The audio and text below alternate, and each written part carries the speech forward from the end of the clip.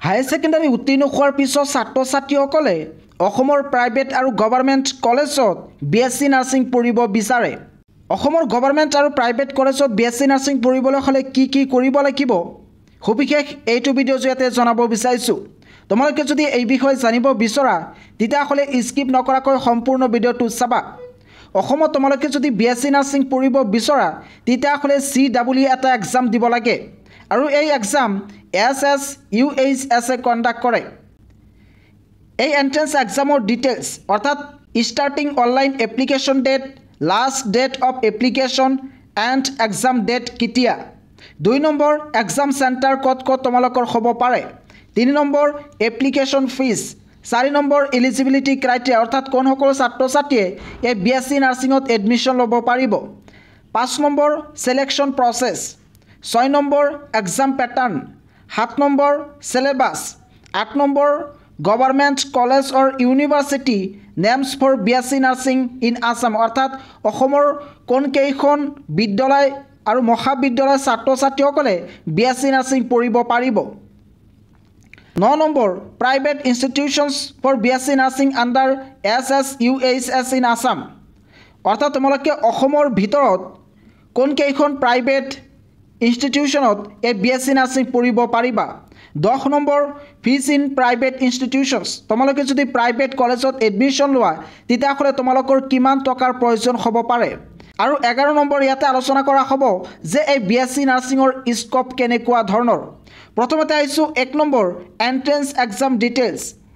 ইয়াতে কোৱা হৈছে starting online application date expected in the last week of April or first week of May 2025 অৰ্থাৎ এপ্ৰিল মাহৰ একেবাৰে শেষৰ ফালে নাইবা মে মাহৰ একেবাৰে প্ৰথম সপ্তাহৰ ফালে তোমালোকে এই CEE এক্সামৰ কাৰণে অনলাইন আবেদন কৰিব পাৰিবা।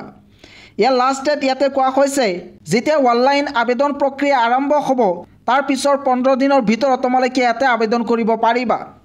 Expected date tentatively scheduled for the second week of June 2025 তোমালোকৰ এই CEE এক্সাম কেতিয়া হ'ব পাৰে ইয়াতে কোৱা হৈছে যে জুন মাহৰ দ্বিতীয় সপ্তাহত তোমালোকৰ এই পৰীক্ষাটো হ'ব পাৰে। এতিয়া আহিছোঁ যে এক্সাম চেণ্টাৰ্ছ তোমালোকে যদি CEE এক্সামৰ কাৰণে এপ্লাই কৰা তেতিয়াহ'লে তোমালোকৰ পৰীক্ষাটো ক'ত অনুষ্ঠিত হ'ব পাৰে, গুৱাহাটী, ডিব্ৰুগড়, শিলচৰ, যোৰহাট, বৰপেটা, তেজপুৰ, ডিফু, লখিমপুৰ এণ্ড কোকৰাঝাৰ এইকেইখন ডিষ্ট্ৰিক্টত তোমালোকৰ পৰীক্ষা হ'ব পাৰে। তোমালোকৰ এডমিট কাৰ্ডত তোমালোকৰ এক্সাম চেণ্টাৰৰ নাম লিখা থাকিব। এতিয়া আহিছোঁ 3 নম্বৰ এপ্লিকেশ্যন ফিজ। যদি জেনেৰেল কেটেগৰী হয় তেতিয়াহ'লে আবেদন কৰিবলৈ হ'লে 1500ৰ পৰা 2000 টকালৈকে লাগিব পাৰে, আৰু যদি SC ST OBC MOBC নাইবা EWS হয় তেতিয়াহ'লে 1200ৰ পৰা 1500 টকালৈকে লাগিব পাৰে। 4 নম্বৰ এলিজিবিলিটি ক্ৰাইটেৰিয়া অৰ্থাৎ কোনসকল ছাত্ৰ ছাত্ৰীয়ে এই BSc নাৰ্ছিঙৰ কাৰণে আবেদন কৰিব পাৰিব, must have passed 10+2 with physics, chemistry, biology and English. যিসকল ছাত্ৰ ছাত্ৰীয়ে হায়াৰ ছেকেণ্ডাৰী চূড়ান্ত পৰীক্ষাত ফিজিক্স, কেমেষ্ট্ৰি, বায়'লজি আৰু ইংৰাজীলৈ উত্তীৰ্ণ হ'ব তেওঁলোকেহে ইয়াতে আবেদন কৰিব পাৰিব। আৰ্টছ কমাৰ্চৰ ছাত্ৰ ছাত্ৰীসকলে কিন্তু ইয়াতে আবেদন কৰিব নোৱাৰে। মিনিমাম মাৰ্কছ হায়াৰ ছেকেণ্ডাৰী চূড়ান্ত পৰীক্ষাত মিনিমাম 50% পাব লাগিব। যদি 50% নাইবা তাৰ তলত হয় তেতিয়াহ'লে ইয়াতে আবেদন কৰিব নোৱাৰে।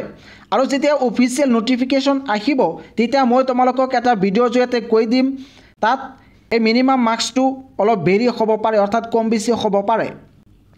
আৰু যদি SC ST OBC MOBC হয় তেতিয়াহ'লে 40%, PWD হ'লে 45%, minimum as limit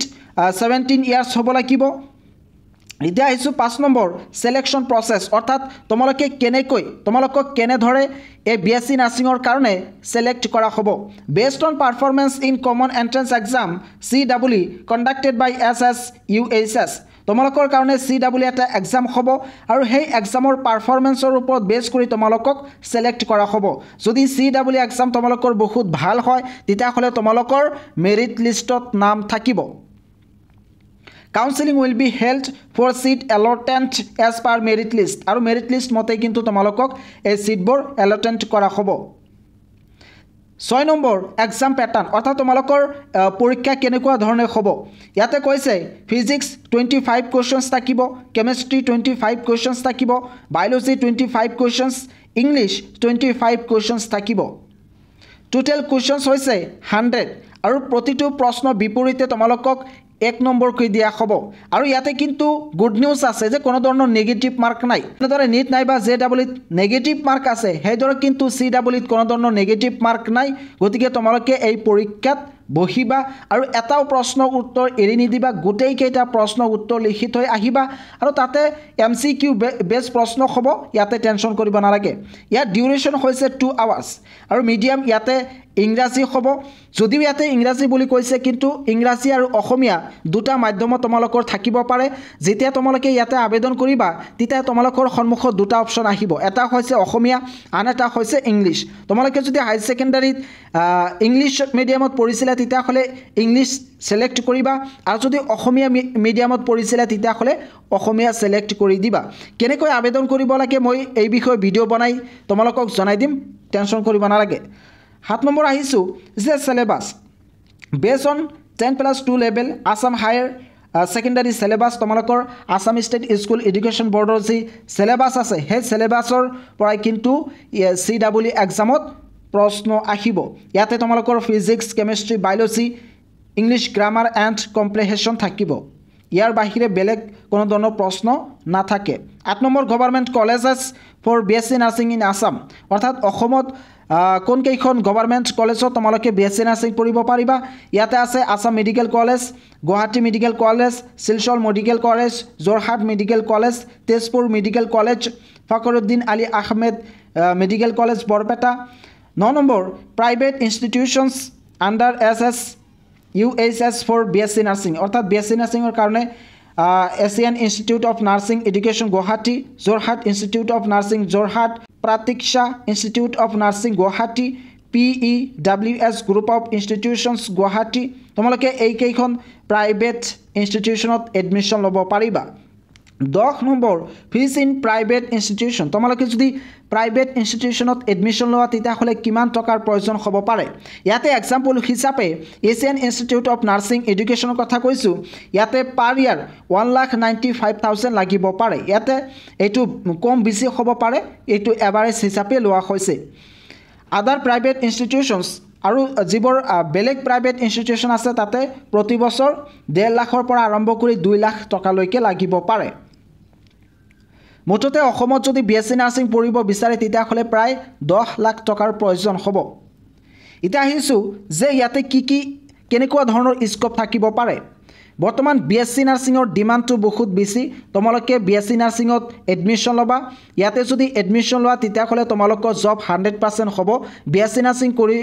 BSc nursing complete কৰা ছাত্ৰ ছাত্ৰীসকলে কিন্তু ঘৰত বহি নাথাকে যিকোনো এটা জবত তেওঁলোকে সোমাব পাৰে তোমালোকে যদি অসমৰ বাহিৰত একেবাৰে কম খৰচত বিএছচি নাৰ্সিং পঢ়িব বিচৰা তেতিয়া হলে এতিয়া স্ক্ৰিনত দিয়া নম্বৰত যোগাযোগ কৰিব পাৰিবা